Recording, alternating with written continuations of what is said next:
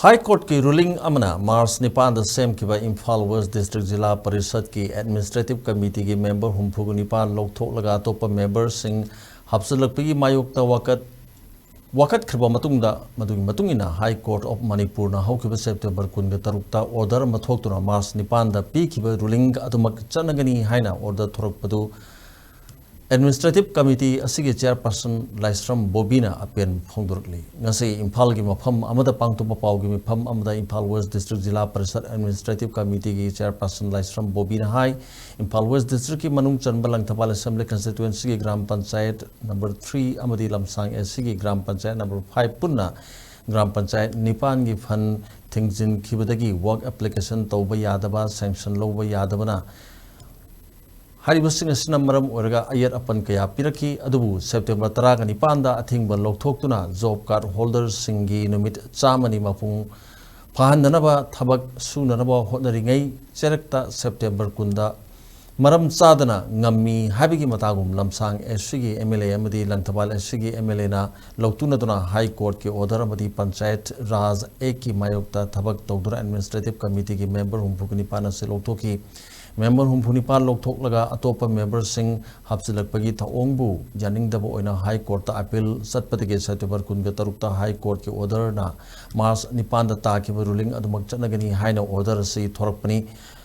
बोबीना मखा तारदुना law maker सिंगना लॉ थुगाइनब होनरकपा मियामगी मिहुत ओइबिगी मगुन ngakतना थबक तोरकपा खुदिमक चपचाना थेनगनी हाइकी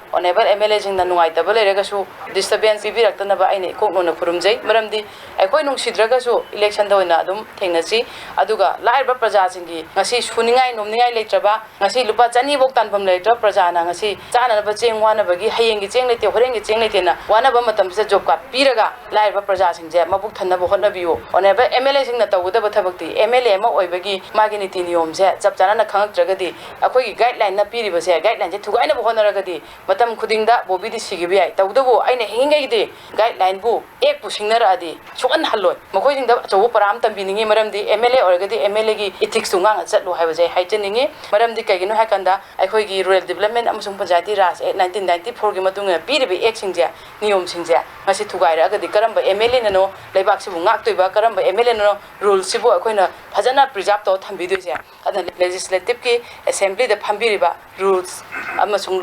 लॉ मेकर ओइबिरो पुनमंगना लॉ सेंबिगेदि लेत्रदना लॉ सिबु थुगाइना बहनरिजे अखोयगी लेबाक थीबनि हाइजनिंगी लोयना लेबाक की असुकलुरबा कंडीशन सिंदा लेबाक की ओइबो वाहे मदि हाइरक्त्रगा काइदोंग फमदोमुसिजे अखोयगी अगेंस्ट थबक तौराबदि लौथोकपु याइना कुकी की मंत्री अनि जि लौथोकपु याइना अदुदि डिमांड तौद्रगा अखोयगुंबा रूरल एरिया दा लेबा लाइरबदगी लाइरबा पोरेस्ट ऑफ द पोरेस्ट ओइरिबा जॉब कार्ड होल्डर दिगी नोंमगी हेंड टू माउथ ओइबसिंजिगी अखोयगुंबजे लौथोगा करी अपांबा फंगदोरिगे हाबजे आइना चैलेंज तौगनी